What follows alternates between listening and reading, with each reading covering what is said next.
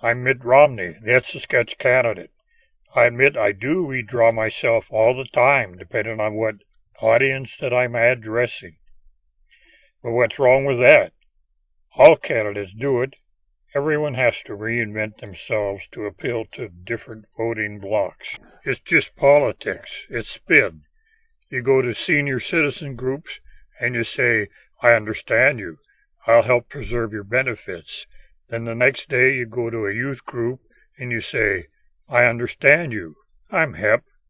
I'll help lighten the Social Security burden on you. Then the next day you shake the Etch-a-Sketch and you reset and draw a new picture for the next group. We all do it.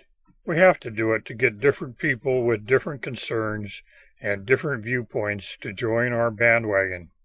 If you don't do it and you always say the same thing to everybody, you will lose, because you will only have your core group voting for you, and you won't be able to appeal to the broader constituency. It's politics. It's the way things are done in America. Appeal to the masses. Etch-a-Sketch away. But none of the other guys want to talk about it.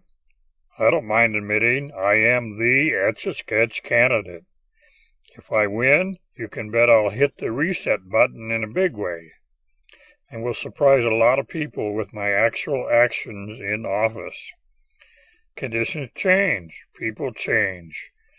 If what you wanted to do proves impossible, you change. You compromise. That's politics. Here, I'll draw a lovely picture for you. Etch-a-Sketch, Etch-a-Sketch. It's no stretch with Etch-a-Sketch. Brought to you by Mitt Romney's Strange Mormon Beliefs Exposed. Now at Amazon.com.